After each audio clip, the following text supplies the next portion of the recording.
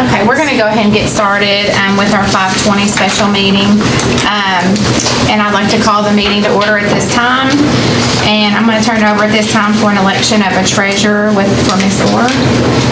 So, as you all know, Preston Browning joined us at the end of February as our Chief Financial Officer. So, because of that, we need to do an election to put in Preston Browning as the treasurer, effective immediately. I'll make a motion to approve Preston Browning as the treasurer. And a second by Mr. Johar. All in favor of approving Preston Browning as our treasurer, please say aye. Aye. Aye. All opposed? I hear none. And now we need to adjourn this meeting. Make a motion to adjourn. Motion. Second. And a second. All in favor of adjourning, please say aye. Aye. Aye. All opposed? I hear none, and that meeting is adjourned.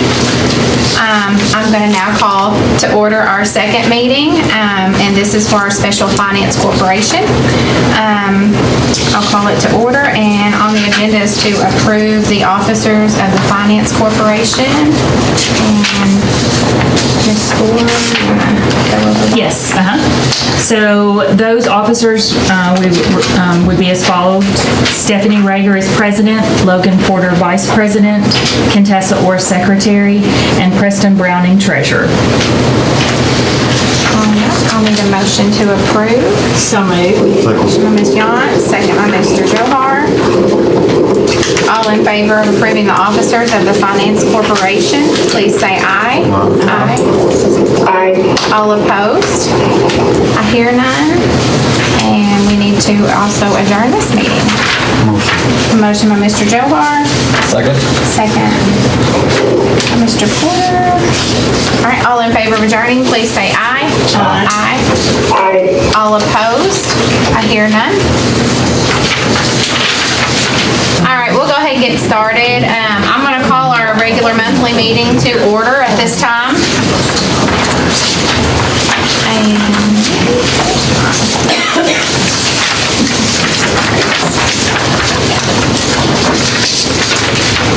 All right, if everyone please would join me in a moment of silence.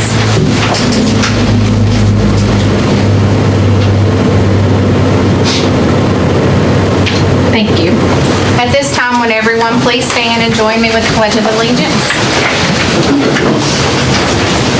I pledge allegiance to the flag of the United States of America and to the republic for which it stands, one nation, under God, indivisible, with liberty and justice for all. Thank you all. You may be seated.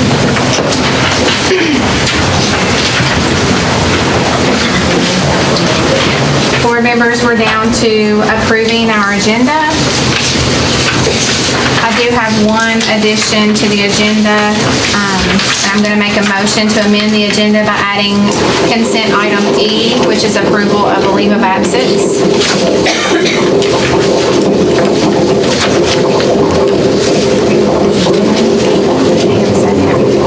Second. A second by Mr. Johar. All in favor of amending the agenda by adding consent item E, approval of leave of absence, please say aye. Aye. Aye. All opposed? I hear none. Are there any other additions to our agenda tonight? If not, I'll need a motion to approve the amended agenda. So moved. Motion by Mr. Porter. Second. Second by Ms. Yount. All in favor of approving the amended agenda, please say aye. Aye. Aye. All opposed? I hear none. We'll move down now to, as I always say, our favorite part, and this is our recognitions with Ms. Embry.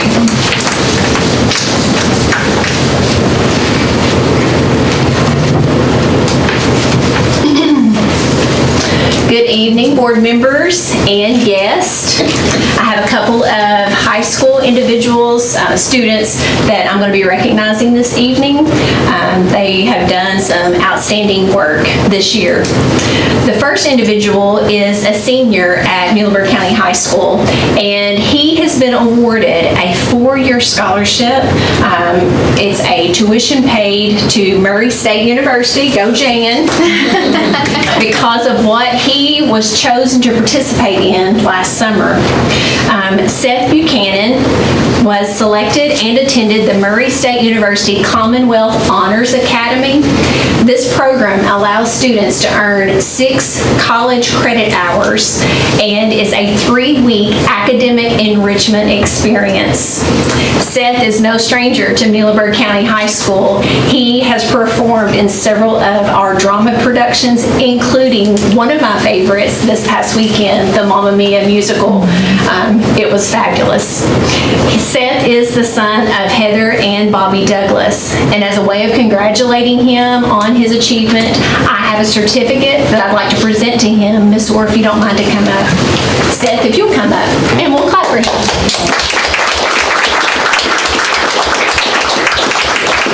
I'll let you all go against that wall over there if you don't mind. That's perfect. All right, 1, 2, 3. Congratulations.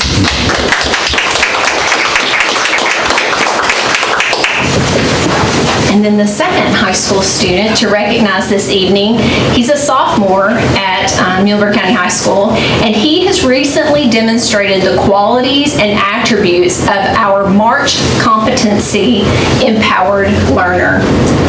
This person, just to give you some refresher on empowered learner, this person is equipped, confident, and self-directed. He seeks to understand the what, the why, and the how. He reflects, adjusts, and adapts plans based on feedback. This student is active in the club STAND and has become passionate about seeking ways to help our middle school and our high school students with mental health. He reached out to Ms. Ball with ideas and formed a few committee meetings with some administrators from middle school, the high school, and here at the board. And he had a parent representative. He has identified current issues with student mental health and has set some goals with how to help improve those issues. Tyler Wells has courageously spoke to you on behalf of the students last fall and regarding dress code, I believe it was, and he has taken ownership in his learning. Tyler is the son of Chris and Andrea Wells. So help me in congratulating Mr. Tyler Wells on being our 2025-26 Empowered Learner recipient.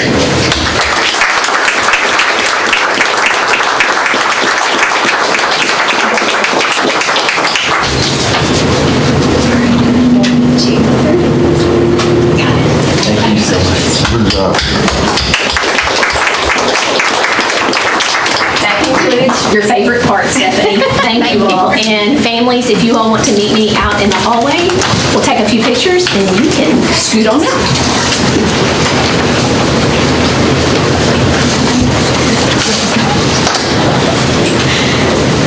All right.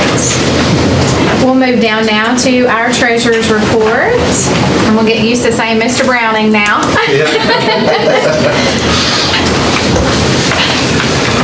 Good evening. We'll be looking at the PowerPoint that was provided, and it's up on the screen as well.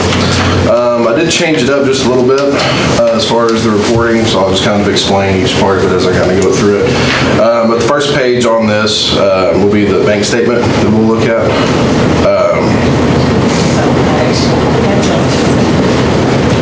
There we go.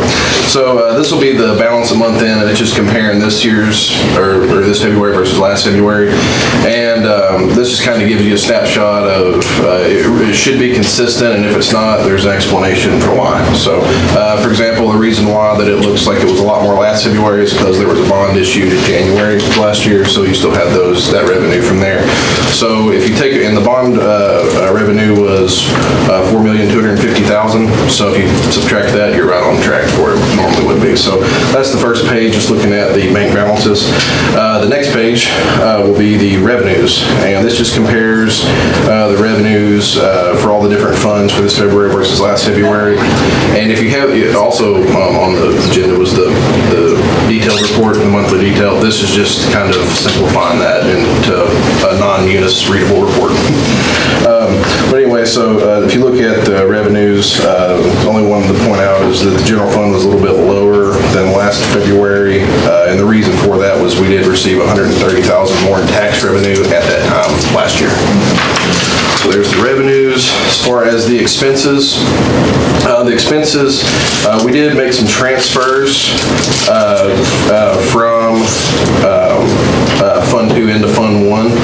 That was due to just kind of around this time of year, some grants start to run out, and you just have to start transferring some of that money. So that's where you see the increase in general fund from this February versus last February.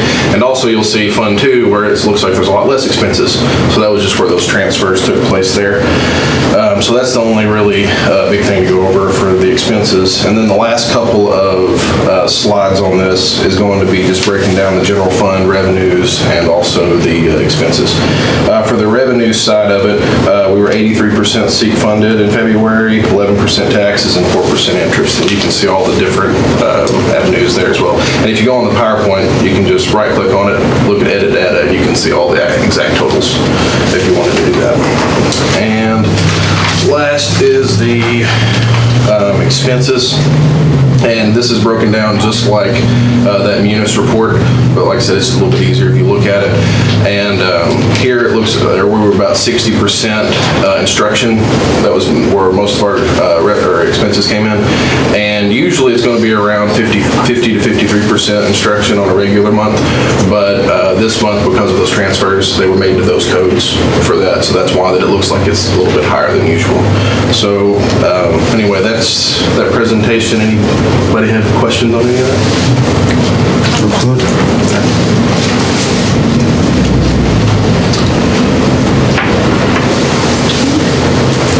I'll need a motion to approve the treasurer's report. So moved. Motion by Ms. Gillette. Second. Second by Mr. Porter. All in favor of approving the treasurer's report, please say aye. Aye. All opposed? I hear none. And we're down to payment of bills and salaries. All right, looking at these for the board bills, total is $391,000, with general fund $331,000. And the larger bills to look at there was the Propo Chrysler, and that was the Grand Wagoneer. That was for the, I believe that was for the Achieves and Ignite program, and all that was funded through them. We've received $50,000 of that revenue, and now that we've actually paid it, we'll receive the rest very soon. And then the last one to look at is the Time Clock Plus, and that's just our sub-management system. Any questions? If not, I need a motion to approve payment of bills and salaries. Motion by Mr. Johar. Second. Second by Ms. Yonts. All in favor of paying bills and salaries, please say aye. Aye. All opposed?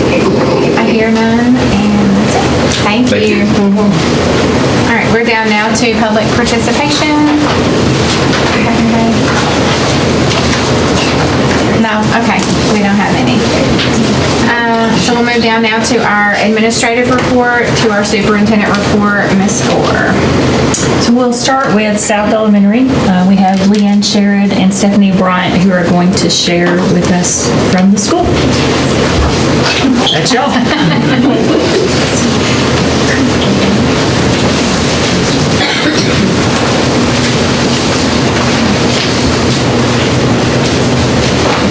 First off, Mr. Wells says he is sorry he couldn't be here tonight. He had a family engagement, so he sent us, so we're sorry.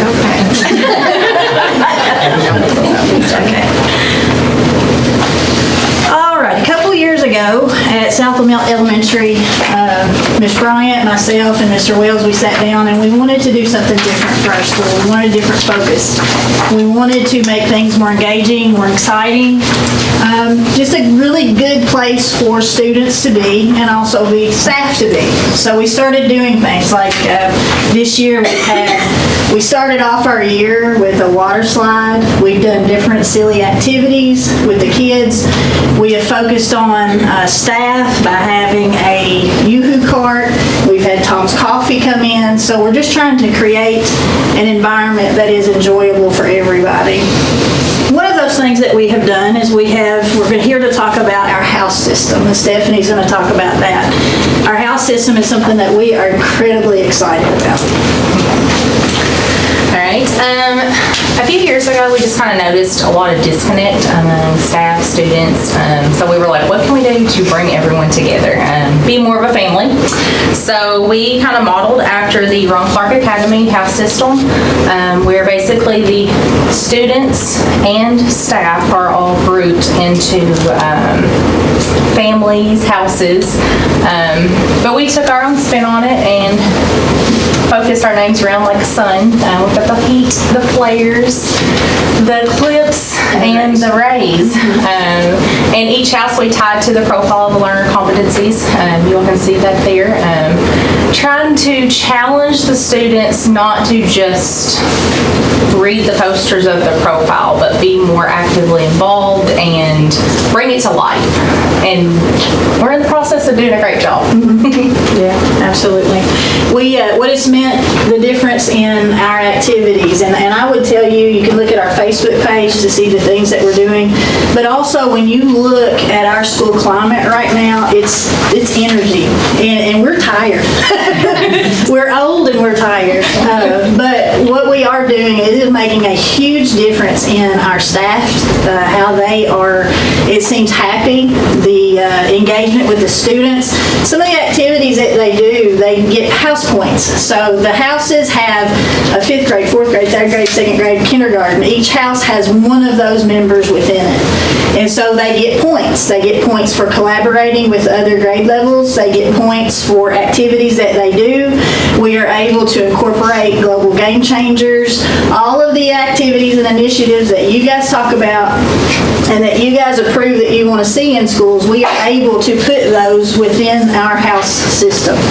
So when they get points, we have a very competitive group, and this house system really works for us because they will do anything to get a point. So it has really worked, and we would love for you to come and see what we're doing. That's the best example I can have, because I could stand up here and talk for an hour about it, but until you see it and until you feel it, you're not gonna know what I'm really stressing here. So we would love for you to come and see that. But just the energy in our building is awesome. It is fantastic, and we think that we are headed down the right direction. Although we are encouraging them to be competitive against each other, we're also teaching them to cheer each other on because we're one team, ultimately, so. Right. All right, so we have a short video, if it's okay to show. Have we gone over our 10 minutes yet, Ms. Sword? Okay, all right. So, are we good, Brian? Yes. We were told just to beat Mr. Wells' time of last year, so we're good. All right, I'm not sure where the video, I can say, hit it, Jared. This is just an example of our house sorting that we did this year. It'll look a little different next year, but this is just an example of our kids sorting them into houses.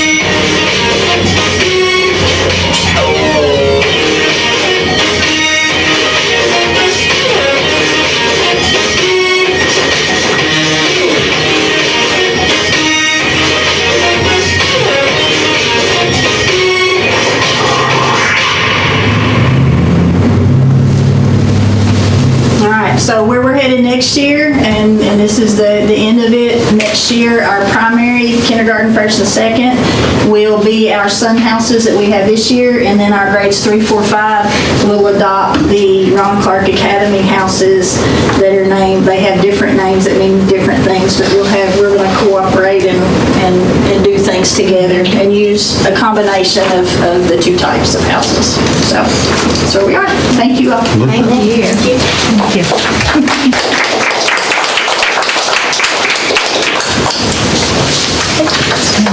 Casey Jones is going to share some iReady data. Thank you, Jared. Still in your superintendent. Right, we finally were able to have our mid-year review, our diagnostic. As you all know, we had to delay that due to the weather finishing up. We were supposed to finish January 30th, and we had to change that to we finished February 13th. So we were a couple of weeks off of that. But what I'm going to talk to you about today is how when we look at our data, of course, we're very fortunate that our iReady reps and that support team, they meet with us, as I've told you before, 3 times a year to review the data with us, the principals, and they really do dedicate time to us, and we appreciate that. That helps us a lot. And then, of course, then the schools work with the teachers to look at that data as well. But today I'm really going to focus on the median, the typical growth, because that's what we want to see when we start looking at the winter diagnostic, is how much our students are growing. And we really want to focus on that. So it's just like if we lined our kids up and we want to look at where that middle is. This is an example of a group showing that they were at 55% and showing how much growth we saw in the classroom. So when I show our data to you, the blue bar is going to represent growth, and the color bars we'll get to in just a minute, that's our performance. So with our growth, the baseline or the goal is, oh, sorry, Jared, I did that. Is 50% is the goal or the baseline. And you can see in math, very, very pleased with the number of students that did complete the assessment. So we had 54% that showed growth, typical growth, meaning they are where they should be, when I say typical growth. So we were proud of that. Our bright spot was that was higher than we expected at the mid-year, close to state performance, and you will see that on the color bars. We are the very far right compared to national norm, national year-to-date. The Kentucky, students in Kentucky that test iReady across the state, you can see that we are very close to being on track to where other schools are across the area. All schools were between 40th and 50th percentiles for proficiency, which is very, it's very good. So areas of opportunity, things that we want to focus on, struggling to grow on early on grade level. So that green group, that light green group is an area we really want to focus on. They just don't seem to be growing as much compared to the other students that are struggling. So they're where they need to be, but we still want to push them and make sure that they are meeting their typical growth and what they're capable of doing. And then also really focusing on to grow our 1 grade level below students at middle school. We really want to focus on that. In math, and next I will go to reading. Again, blue is the growth. Very excited to report that again that goal is 50%. We came in at 62% of students meeting or being on track where they should be for their typical growth. So bright spots, again, higher than we expected considering the goal that is set. We came in at 12% higher. Again, close to state performance. All elementary schools are between 45th and 55th percentiles for proficiency. So again, compared to previous years, that's looking good at this point of the year.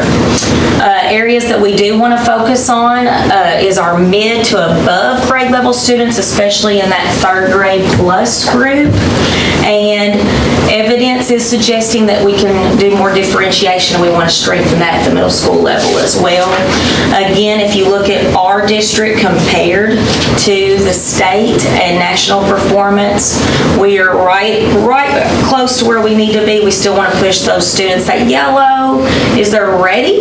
They're ready with support. So we really want to push them to get more in the green to keep those on grade level kids growing as well. Any questions about that? We actually will start our spring assessment April 13th, so it's going to be here before we know it.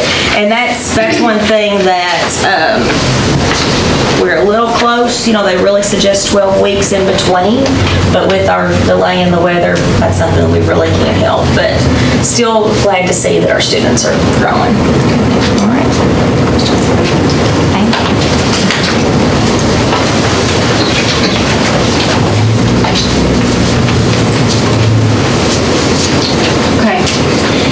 I just want to briefly share an opportunity that our district has been invited to participate in.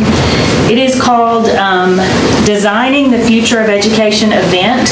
So we have a team of individuals from our district. So myself, Ms. Jones is our instructional supervisor.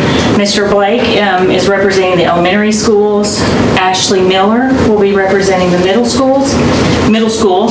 And then Adam Locke will be representing the high school. So Sunday, we will be traveling to Forney, Rockwell, Texas, but the school district is Forney School District there in Rockwell, Texas, or connected to that. And we're going to be working with, there's other districts across the United States who've been invited to participate in this, and it's going to be, we're going to share some great things going on in our district, some innovative things that are happening, learning from all of the other districts that are there with us. But I wanted to show you a video of the place we're going to go visit, because this to me is just so cool to see what school can look like at a high school level. So I'm going to show this first. Schools everywhere are battling razor-thin budgets, but one school district's efforts to save money on construction helped them stumble across a new way to educate kids, help the community, and innovate teaching. Wayne Carter is in the classroom to show us the crown jewel of career tech in Forney ISD.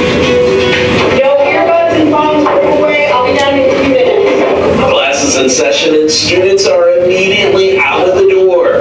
That's how they do it at the OC, a complex that looks straight out of Silicon Valley, but sits in the woods southeast of Dallas in Forney ISD. Just the atmosphere here of a nice study space to have here in Forney, it's just a nice place to have. The OC stands for Opportunity Central. It's a shopping mall, arena, and high school, all in one.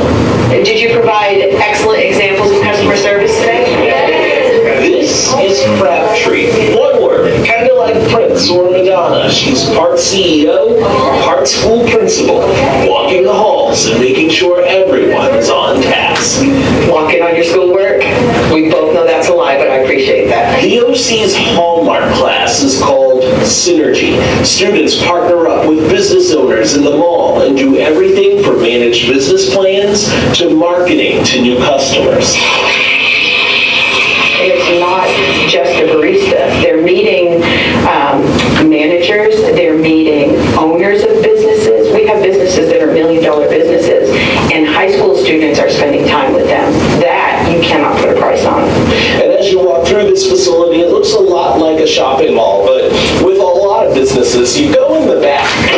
There's obviously the storeroom, but it's also a classroom. At the high school, it was more of like a lot of vocab and not a lot of hands-on. And this year, it's a lot more hands-on. Forney ISD needed a new high school through their growing community and career tech offerings.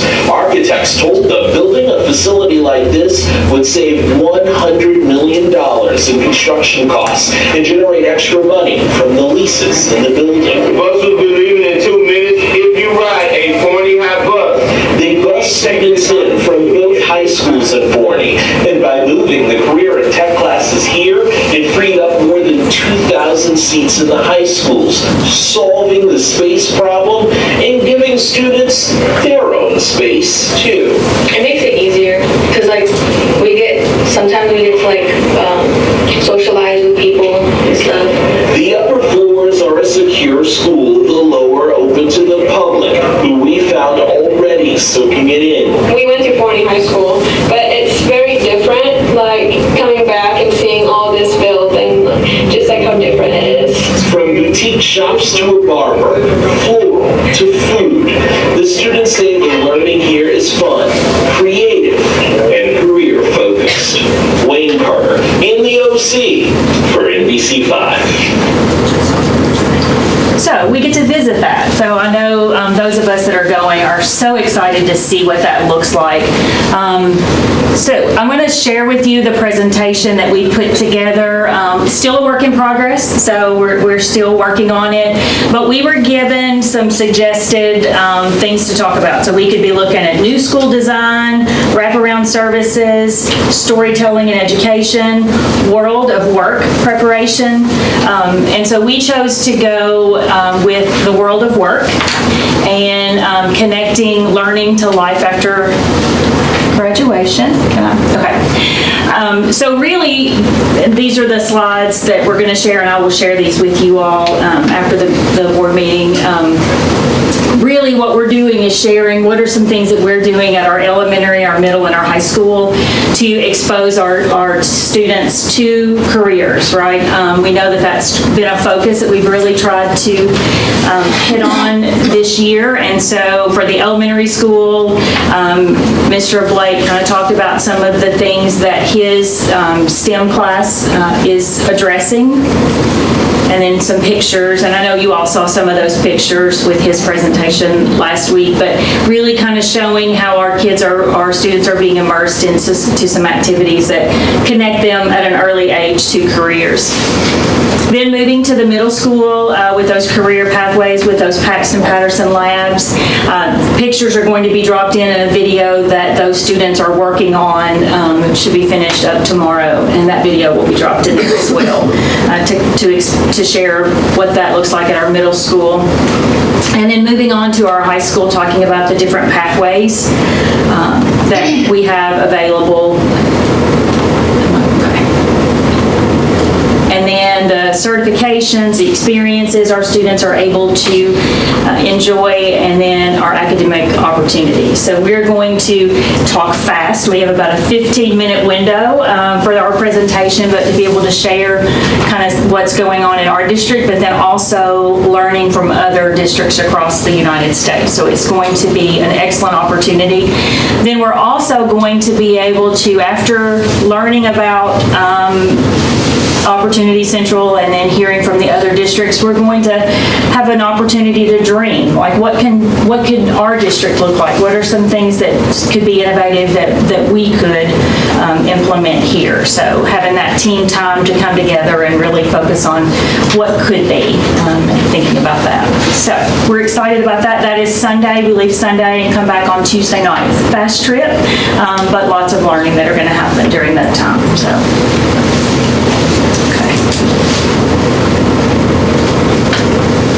All right, so then I'll move to the next thing you all have. I gave you all a piece of paper just kind of talking about some construction projects. This is an update from our architects, just kind of listing out where are we with the different projects. So the auxiliary gym, we were actually on a call today. Two Zoom calls happened today regarding the auxiliary gym and kind of talking about last minute little details that they are working out, and then the IT and security. And I will tell you just for knowledge sake, like the communication and the connection we've had with these architects has been amazing. Like we are constantly meeting, or they're asking, hey, what about this? What do you think about that?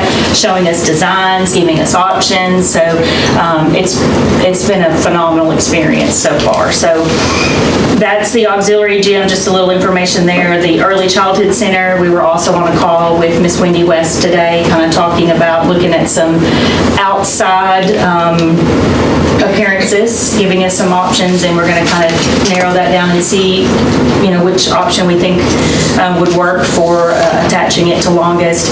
And then the DFP process, our architect and KDE are kind of going back and forth. KDE will ask questions, they'll answer.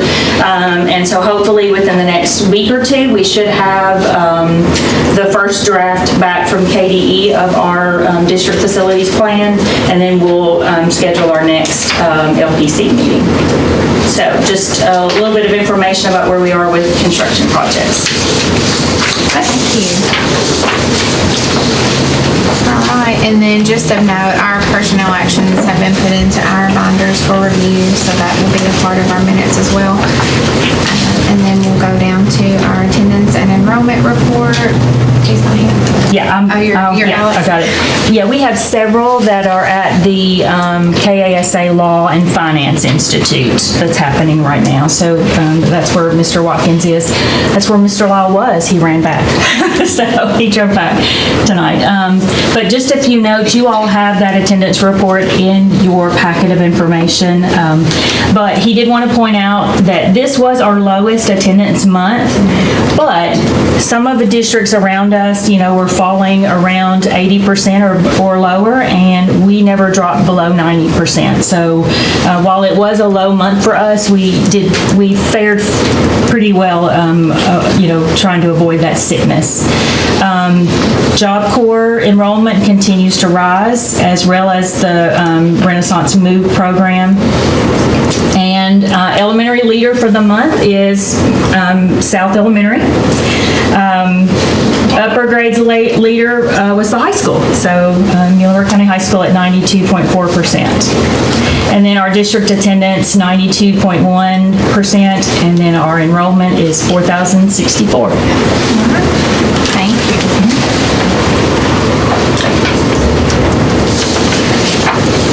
All right, so we'll move down now to our board action items.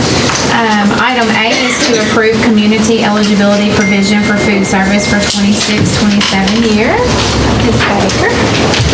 So as she's coming up, I want to introduce you all to Miss Rachel Baker. She was just recently selected to be Miss Joe Cooper's replacement when she retires at the end of June. Rachel has been with us in the food service department for 10 years, and she's currently the food service assistant. And so we're excited for that next opportunity for her and for our district. I'm nervous. You're okay. Congratulations. Yes, congratulations. So, Chairman, board members, the CEP provides free breakfast and lunch for every child, regardless of income. Muhlenberg County is eligible because of our percentage of children who are on Medicaid.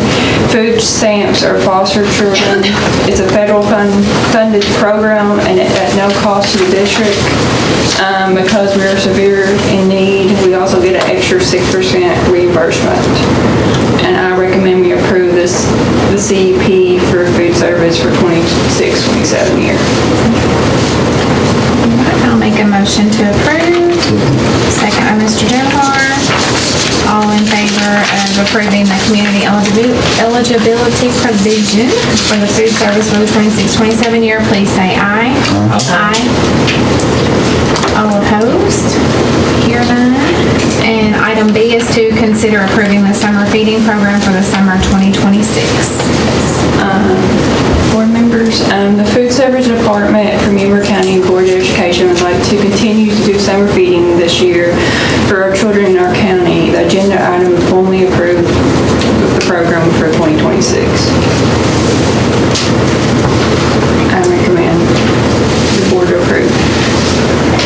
I make a motion to approve. Second by Ms. Yance. All in favor of approving the summer feeding program, please say aye. Aye. Aye. All opposed? I hear none. Thank you.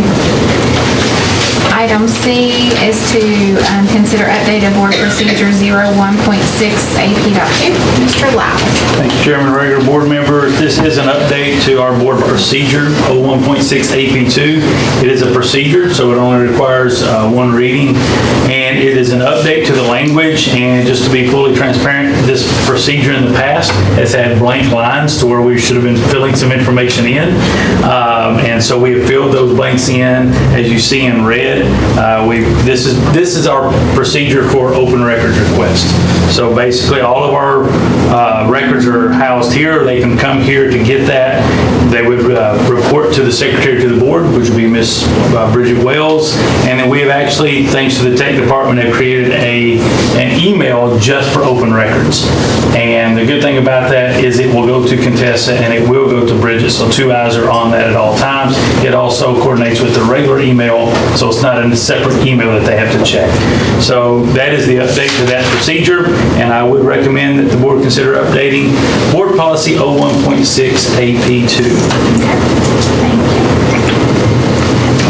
A motion by Mr. Johar. Second. Second by Mr. Porter. All in favor of considering the updated board procedure 01.6 AP.2, please say aye. Aye. All opposed? I hear none. And then item D is to consider adding a part-time ESS instructional aide at Greenville Elementary. And this is Greenville Elementary. Mr. Jones is here for any additional questions. But looking at their ESS funds, they have some additional funds that they would like to use. And looking at their data, third grade, which being their largest group, is where they would put that instructional aide, again, using ESS dollars. And I would recommend that the board approve the part-time ESS instructional aide funded by their ESS funds. So moved. A motion by Ms. Yance. Second by Ms. Bard. All in favor of considering the part-time ESS aide at Greenville Elementary, please say aye. Aye. Aye. All opposed? I hear none. And item E is to consider posting a Title I certified teacher at Bremen Elementary for the 26-27 school year. Very similar to the last agenda item, except this is Bremen and Title I funds instead of ESS. But they will have some Title I funds to hire an additional certified teacher to address their academic needs. Again, this is for the 26-27 school year, but by approving this, it allows us to get a leg up on some of the other districts that are posting jobs. I would recommend that we approve the posting of the Title I certified teacher at Bremen Elementary. I'll make a motion to approve. Second by Mr. Johar. All in favor of posting Title I teacher at Bremen, please say aye. All in favor? Aye. And I did see him there. He is there. All opposed? I hear none. Glad you could vouch for. Item F is to consider posting district-wide grant writer assessment coordinator position. Ms. Orr. Yeah, so this is kind of a switch to the position. What we currently have as an assistant superintendent position, which is a full position, we'd like to ask that the next one, which is change in the titles, and then this of adding a grant writer to help bring in some funds. So not replacing that full assistant superintendent position, and part of those funds would be used to get a grant writer / assessment coordinator for the And it'd district. be one person that does. That, the grant writer and assessment coordinator, yes, it'll be one person. And this will be, it's a teacher position, so 185 days on the teacher salary schedule. And I will just add to this, every year that I've been to KSBA conferences, it is highly recommended that we have one person that strictly does like grant writing for the district. So it's been something we've brought up a few times and just kind of, didn't really tie something down, one person down to doing the job themselves, only that job. So I think it's highly important, especially this same time. There's so many grants out there, and if you've got somebody that does 10 other jobs, there's probably a lot of grants that are being missed. So, and in a district for us, you know, a rural community, it's a necessary job to have. So I'm going to make a motion to consider posting the district grant writer position. Second. Second by Mr. Porter. All in favor of considering posting the district-wide grant writer position, please say aye. Aye. All opposed? Item G is to consider changing the titles of the Human Resources Director and the Instructional Supervisor to titles of Assistant Superintendents. Ms. Ford. So that follows, that's the same discussion that I had just a second ago. Our current Human Resources Director and Instructional Supervisor, that would change their title to be Assistant Superintendent of District Operations and Personnel, and then Instructional Supervisor would change to Assistant Superintendent of Instruction and Federal Programs. So not adding two positions, just changing their titles, and then of course they have the superintendent certification to go with those titles. Any questions? A motion by Mr. Johar. Second. A second by Mr. Porter. All in favor of considering changing the titles of the Human Resources Director and Instructional Supervisor to Assistant Superintendents. And I want to add that is for starting July 1 for the new school year, not immediately, but for the new school year. All in favor, say aye. Aye. All opposed? I hear none. And then down to item H, and this is to consider approving the job descriptions for the grant writer, assistant coordinator, and the assistant superintendent of district operations and personnel, and the assistant superintendent of instruction and federal program positions. Mr. Lau. And these will be the job descriptions for the positions that you just approved. We do have to have job descriptions for each one of those. Those are in your folders. Each one of the job descriptions for each one of those titles. And I would recommend that we approve the job descriptions for each one of those. I'll make a motion to approve. Second. Second by Ms. Yonts. All in favor of approving the job descriptions for these positions, please say aye. Aye. All opposed? I hear that. I knew she was going to be a delay on everything I signed this thing. Item I is to consider the 26-27 salary schedule. Come back, Mr. Browning. I'm back. All right, that's a good time now. This is to, like it says, consider the 26-27 salary schedule. You have listed like all the different changes that was provided to you. The main thing to look at would be the 2% raise for certified and the monthly classified. And then there would also be a $1 raise to the hourly classified. Those are the main changes. And it also includes everything that was just approved. So it would have like the grant writer and all that on there as well. Any questions on anything that was provided? You want to tell that raise again, 2%? Yeah, 2%, 2%. So Okay. 2%. $1 per hour. Yeah. More money for everybody. Okay. All right. Any questions on that? If not, I need a motion to approve. So moved. Motion by Ms. Yonts. Second by Mr. Johar. All in favor of considering the 26-27 salary schedule, please say aye. Aye. Aye. All opposed? I hear none.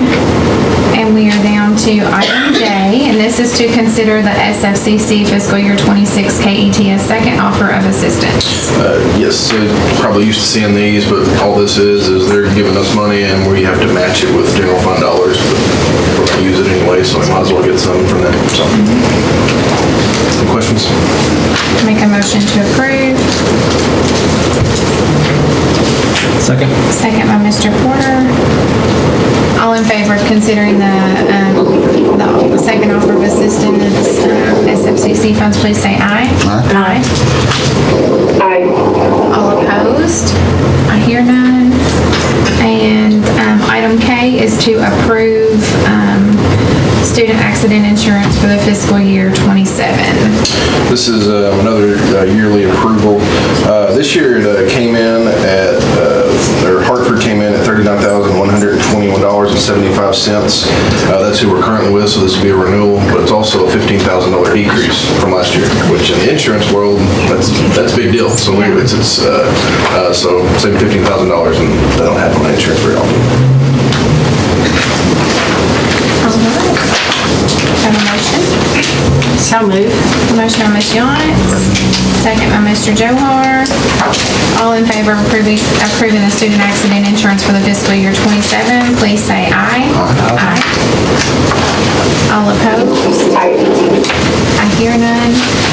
We're down now to our board consent agenda items, and this is to approve the minutes of the prior board meeting, surplus and disposal of broken and outdated technology equipment, field trip request, facilities use, and leave of absence. Everyone's had a chance to review all of this in their packet. Are there any questions in any of this? If not, I'll need a motion to approve the board consent agenda items. A motion by Mr. Johar. Second by Ms. Yonts. All in favor of approving the board consent agenda items, please say aye. Aye. All opposed? I hear none. And we are down now to adjournment. Make a motion, we adjourn. A motion by Mr. Porter. Second by Ms. Yonts. All in favor of adjourning, please say aye. Aye. All opposed?